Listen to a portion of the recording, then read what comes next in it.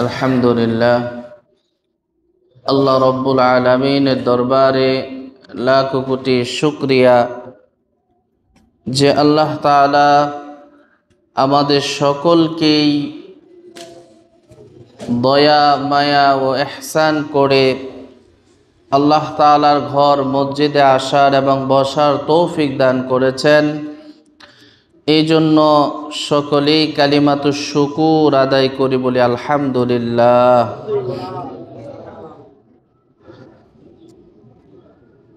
আমরা দুনিয়ার জীবনে যা কিছু করি, একদিন আল্লাহ রব্বুল আলামিন আমাদের প্রত্যেকটা কাজকর্মের উপর হিসাব এবং নিকাশ নেবেন।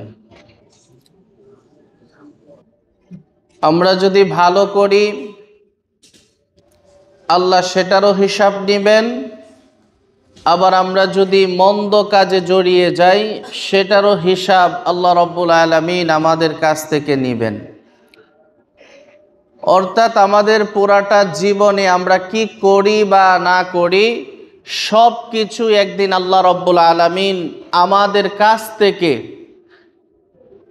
একেবারে পই পই করে হিসাব নেবেন। আর যে দিনটাতে আল্লাহ রব্বুল আলামিন হিসাব নেবেন, ওই দিনটাকেই বলা হয় বিচারের দিন, অর্থাৎ হাসরের মাঠ। এই দুনিয়ার সমস্ত মাখলুক যখন মৃত্যুবরণ করে ফেলবেন, ইসরাফিল আলাইহিস সালাতু ওয়াস সালাম যখন সিংহার মধ্যে ফু দিবেন, তিনটা ফু দিবেন ইসরাফিল আলাইহিস সালাতু ওয়াস সালাম। প্রথম ফুৎকারে পৃথিবীর সমস্ত কিছু ধ্বংস হয়ে যাবে। দ্বিতীয় ফুৎকারে পৃথিবীর সমস্ত মাখলুক, সমস্ত মানুষগুলো তার যার যার কবর থেকে উঠে হাসরের মাঠের দিক যাইতে শুরু করবে। এইভাবেই আল্লাহ রব্বুল আলামিন দুনিয়ার সমস্ত কিছুকে ধ্বংস করে দিয়ে দুনিয়ার জমিনেই হাসরের মাঠ কায়েম করে ফেলবেন।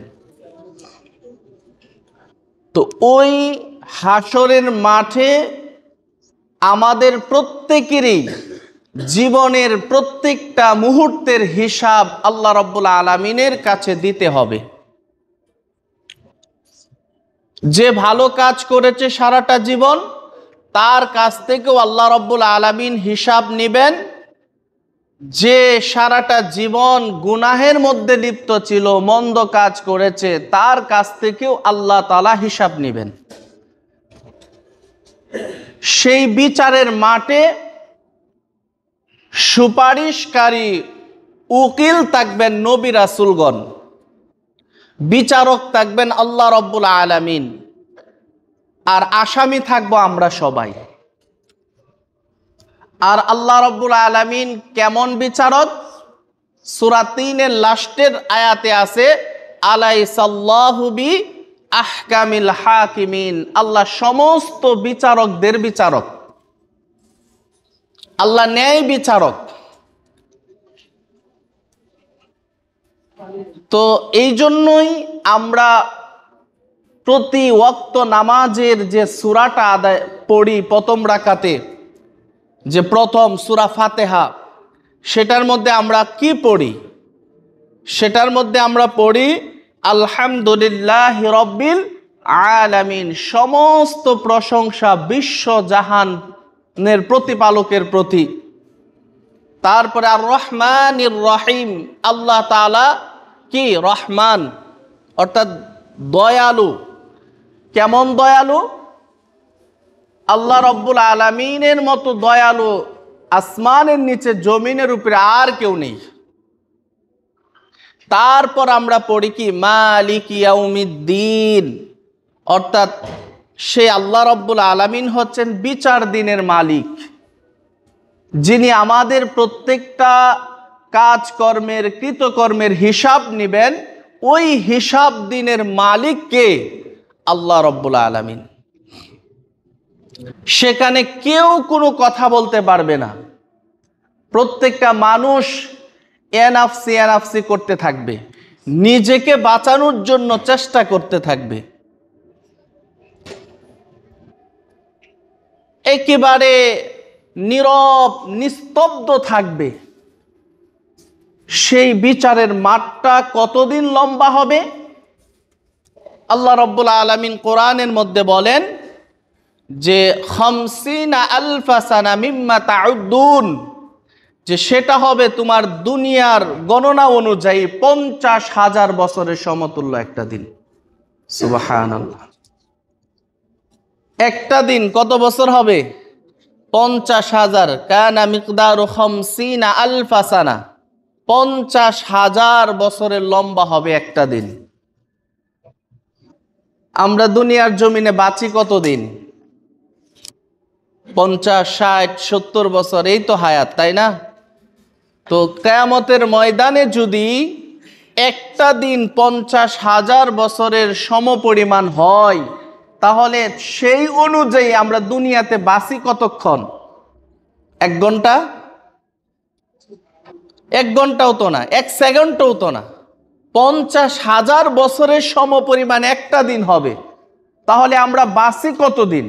এর কোনো হিসাব ক্যালকুলেশনে আসবে না। তো আল্লাহ রাব্বুল আলামিন প্রত্যেকটা বান্দাকে সেদিন একত্রিত করবেন। একত্রিত করার পর আল্লাহ রাব্বুল আলামিন ঘোষণা দিবেন যে লিমানিল মুলকুল ইয়াউম, যে আজকে কার রাজত্ব, আজকে এখানে কে ক্ষমতাবান। দুনিয়ার জমিনে অনেক জালিম ছিল, অনেক ধাম্বিক অহংকারী লোক ছিল, যারা খুব বুক ফুলায়া চলাফেরা করত, নিজেদেরকে ক্ষমতাবান মনে করত। অথচ আল্লাহ সেদিন বলবেন লিমানিল মুলকুল ইয়াউম, আজকে কার রাজত্ব।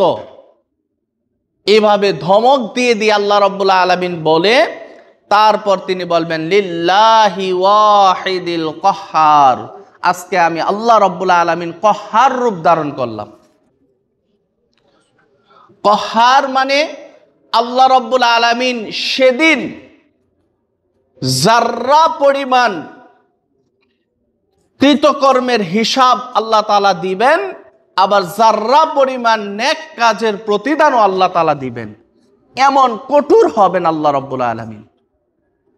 সূরা জিলজালার দিকে আছে ফামান ইয়ামাল মিসকালা যাররাতিন খায়রান ইয়ারাহ ওয়া মান ইয়ামাল মিসকালা যাররাতিন শাররান ইয়ারাহ।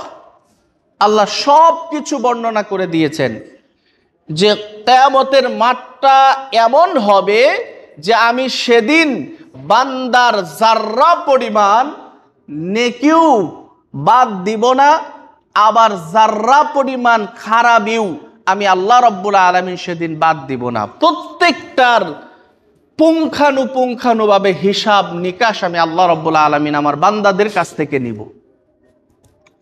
যাররা এর ব্যাখ্যার মধ্যে আসছে, যাররা বোঝানো হয় যে মরুভূমির মধ্যে আপনি যাবেন, বা এখানে তো মরুভূমির মধ্যে যাওয়া লাগবে না, একটা বালুকণা হাতে নিবেন, ওইটাকে যদি আপনি এরকম ভাবে একাধিকবার দ্বিগুণিত করেন, করার পর যে সামান্য, যেটা খালি চোখে দেখা যায় না, যেটা অনুবীক্ষণ যন্ত্র দিয়ে দেখতে হয়, ওই সমপরিমাণকে যাররা বলে। এতটুকুন সওয়াব এবং বদির হিসাব আল্লাহ রাব্বুল আলামিন নেবেন। অথচ আমরা দুনিয়ার জমিনে এসে কত বড় বড় নাফরমানিতে আজকে আমরা লিপ্ত আছি।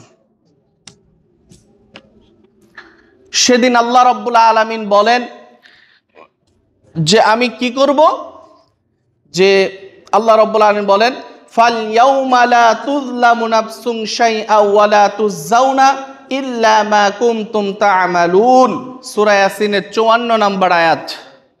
আল্লাহ রাব্বুল আলামিন বলেন যে কিয়ামতের ময়দানে আমি কারো উপর জুলুম করব না, কারো উপরেই আমি আল্লাহ রাব্বুল আলামিন কোনো কিছু চাপায়া দিব না, জুলুম করব না। সেখানে যে যেমন কর্ম করে এসেছে ঠিক তারই প্রতিদান আমি আল্লাহ রাব্বুল আলামিন তাকে দিয়ে দিব। আপনি যেমন কর্ম করে দুনিয়ার জীবন থেকে যাবেন, ঠিক সেই রকম প্রতিদান আল্লাহ রাব্বুল আলামিন আপনাকে দিবেন। কথা কি বুঝতে পারছেন আমার? ক্লিয়ার? বুঝতে পারছেন? যেমন কর্ম আপনি করবেন বা আমি করব, তেমন প্রতিদান আল্লাহ রাব্বুল আলামিন আমাদেরকে দিবেন। ফালইয়াউমা লা তুজলামু নাফসুন শাইআ, আল্লাহ কারো উপরে জুলুম করবেন না, কারো উপরে জুলুম করবেন না। কিয়ামতের ময়দান এতটা ভয়াবহ হবে, আল্লাহ যখন লিল্লাহি ওয়াহিদিল কাহ্হার রূপ ধারণ করবেন, তখন শত শত বছর চলে যাবে নীরবতা, নীরব, নিস্তব্ধ, কেউ কথা বলার সাহস পাবে না। সবাই যার যার পেরেশানির মধ্যে, যার যার নিজেকে নিয়ে সে ব্যস্ত থাকবে।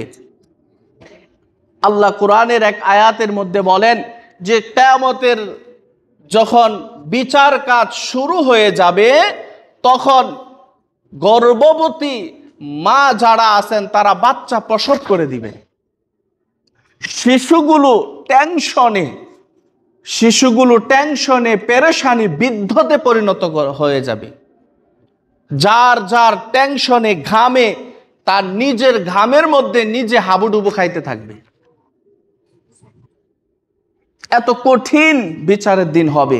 আল্লাহ নিজেই বলেন যে সূরা মুদ্দাসসিরের 9 নম্বর আয়াতে বলেন, ফাযালিকা ইয়াউমাইদি ইয়াউমুন আসির, সেই দিনটা হবে খুবই ভয়ঙ্কর, খুবই কঠিন, ভয়াবহ।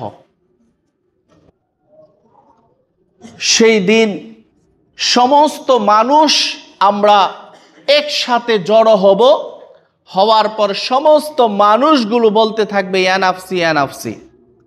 প্রত্যেকটা মানুষ পেরেশানি হয়ে যাবে, প্রত্যেকটা ব্যক্তি সে নিজেকে নিয়ে ব্যস্ত থাকবে। সমস্ত মানুষ যখন পেরেশানি হয়ে যাবে, কোনো দিক বেদিক পাবে না, তখন মানুষের মধ্যে কিছু মানুষ পরামর্শ করে বলবে যে আসেন সবাই যাই আমরা আদম আলাইহিস সালাতু ওয়াস সালামের কাছে। এই হাদিসটা পাবেন সহিহ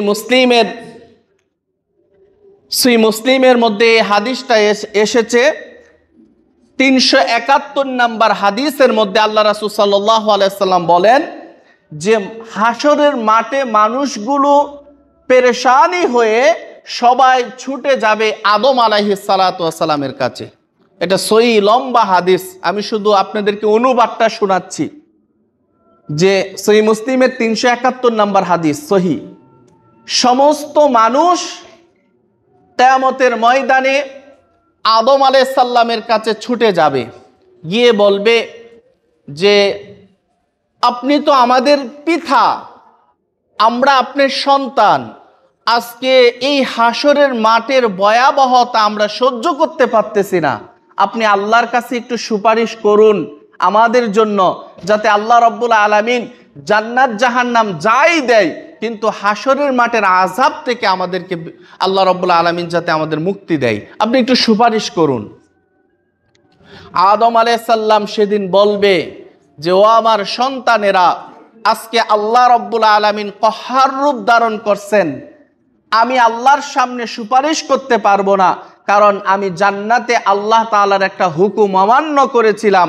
আজকে আল্লাহ সেই বিষয়ে আমার সাথে কি ব্যবহার করবেন আমি জানি না, অর্থাৎ আমি আজকে সুপারিশ করতে পারবো না, তোমরা সবাই চলে যাও নূহ নবীর কাছে।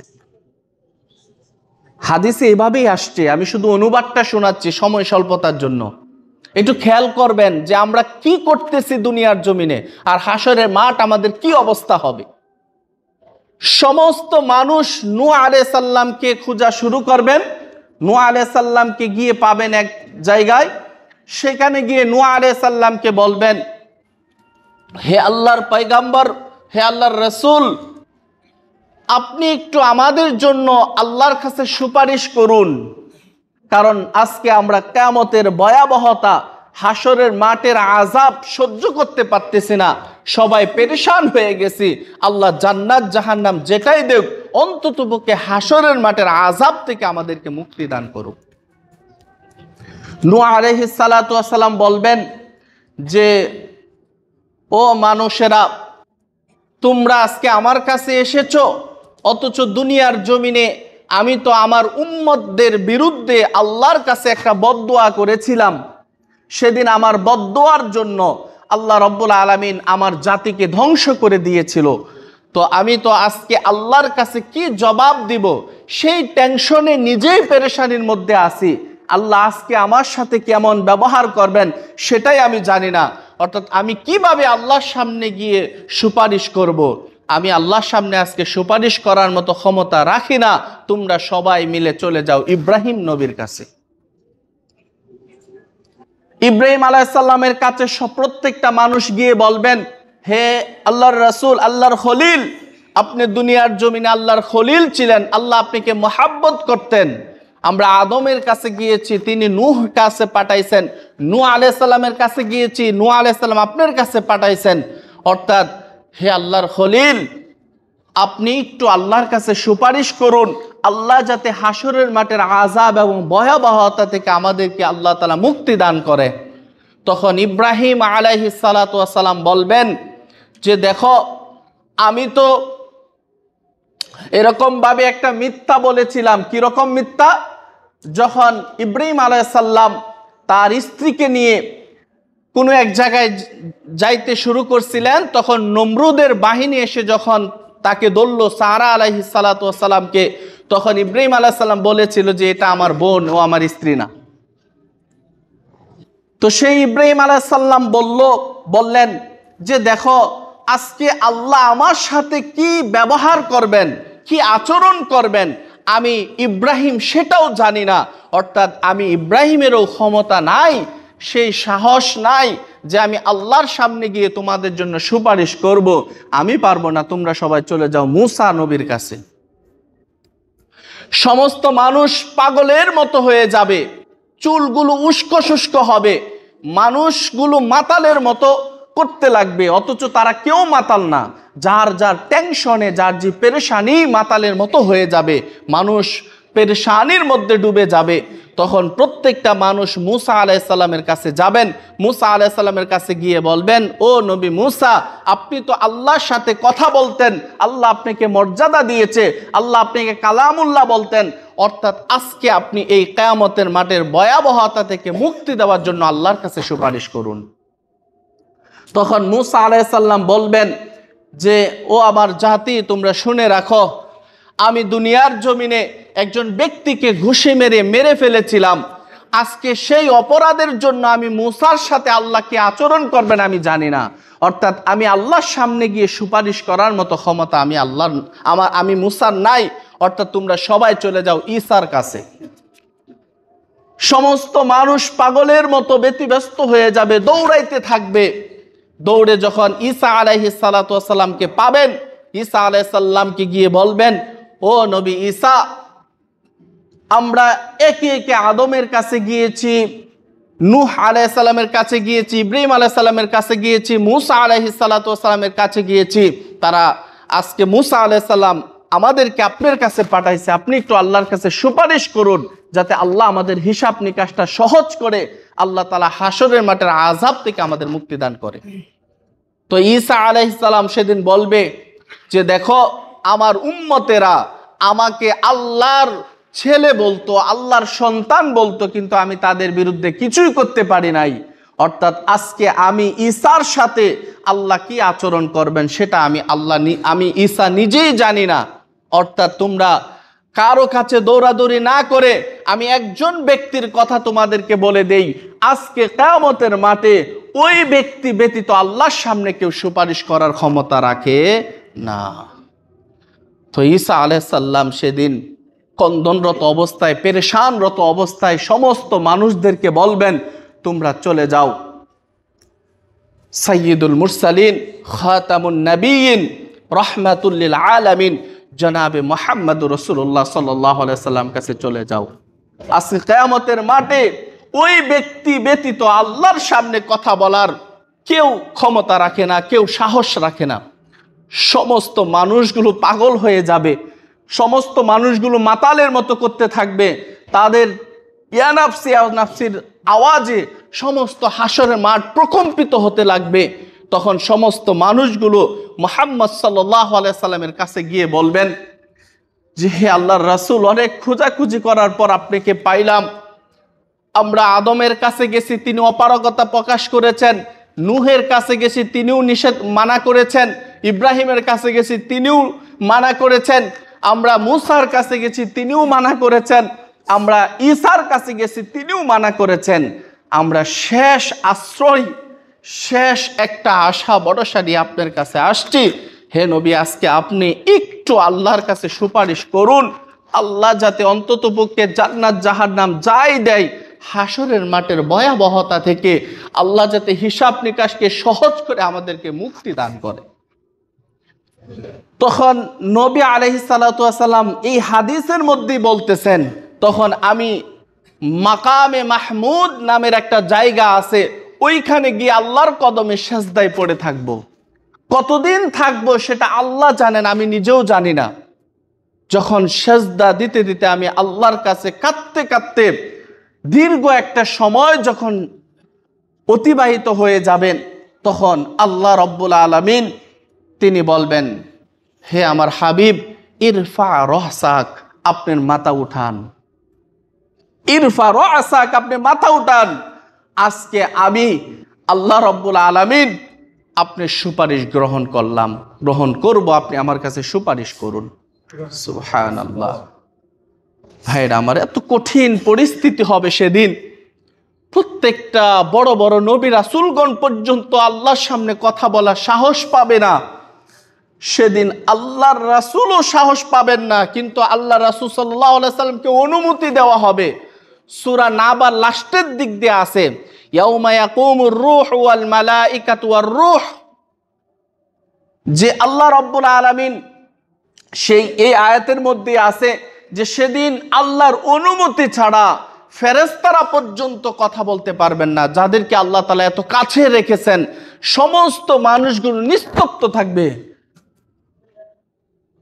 আল্লাহু আকবার কাবীরা।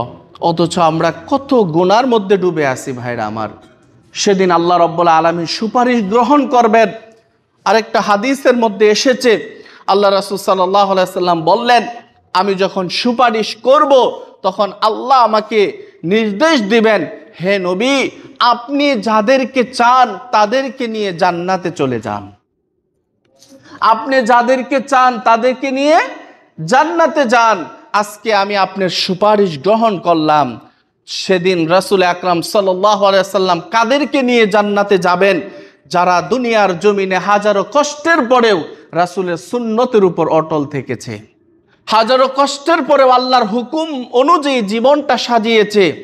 জীবনের শ্রেষ্ঠতম সময় যৌবনকালকে যারা আল্লাহর ইবাদতের মধ্যে কাটিয়েছে, ওই সমস্ত ব্যক্তিদেরকে দেখে আল্লাহ রাসূল সাল্লাল্লাহু আলাইহি সাল্লাম চিনবেন, আর চিনে তাদেরকে জান্নাতের দিকে নিয়ে যাবেন। সুবহানাল্লাহ।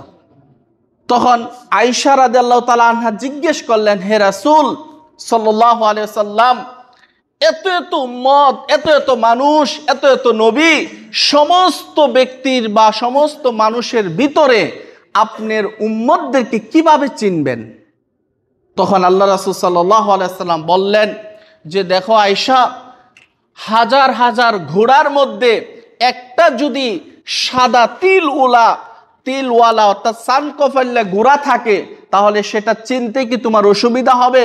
তখন বলে যে না, হাজার হাজার ঘোড়া একরকম থাকবে, আর একটা ঘোড়ার কপালের মধ্যে সাদা দাগ থাকবে, ডোরাকাদা দাগ থাকবে, আমি তো এটা দেখেই চিনে ফেলবো।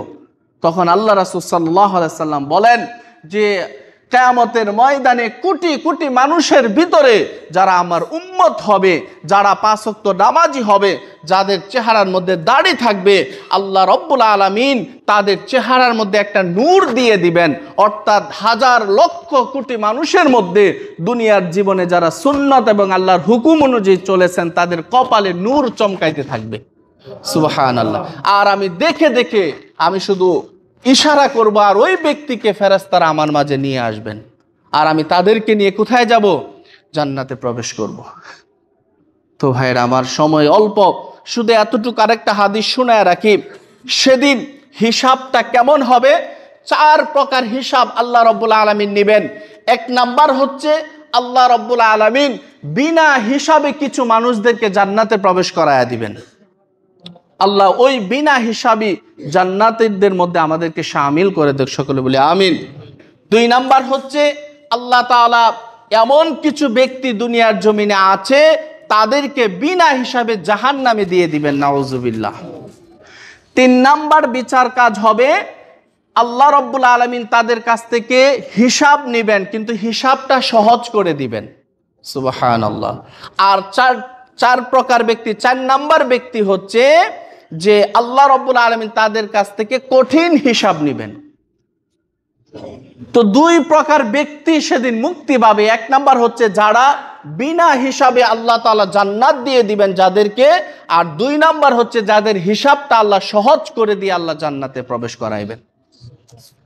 আর আল্লাহ রাসূল সাল্লাল্লাহু আলাইহি ওয়াসাল্লাম এই হাদিসের পরবর্তী আরেকটা হাদিস সহিহ বুখারীর মধ্যে আসছে, 6472 নম্বর হাদিসের মধ্যে আসছে যে আমার উম্মতের ইয়াদখুলুল জান্নাতা মিন উম্মতি ৭০,০০০ বিগাইরি হিসাব। আমার উম্মতের মধ্যে ৭০,০০০ লোক থাকবে যাদেরকে আল্লাহ রাব্বুল আলামিন বিনা হিসাবে জান্নাতে প্রবেশ করায়া দিবেন। তখন উমর রাদিয়াল্লাহু তাআলা আনহু বললেন, হে রাসূল, আপনি আরেকটু দোয়া করতেন আল্লাহ যাতে প্রত্যেকজনের সাথে একটু ব্যবস্থা করে আরেকজনকে নেওয়ার তৌফিক দিয়ে দেয়। তখন আল্লাহ রাসূল সাল্লাল্লাহু আলাইহি ওয়াসাল্লাম বললেন যে আমি বলেছি আল্লাহর কাছে যে আল্লাহ আর কি কোনো সুবিধা দিবেন না আপনি? তখন আল্লাহ রাব্বুল আলামিন বললেন, হাবিব যান, আপনার মহাব্বতে আমি প্রত্যেক ৭০,০০০-এর সাথে আরো ৭০,০০০ করে লোক জান্নাতে প্রবেশ করায়া দিব।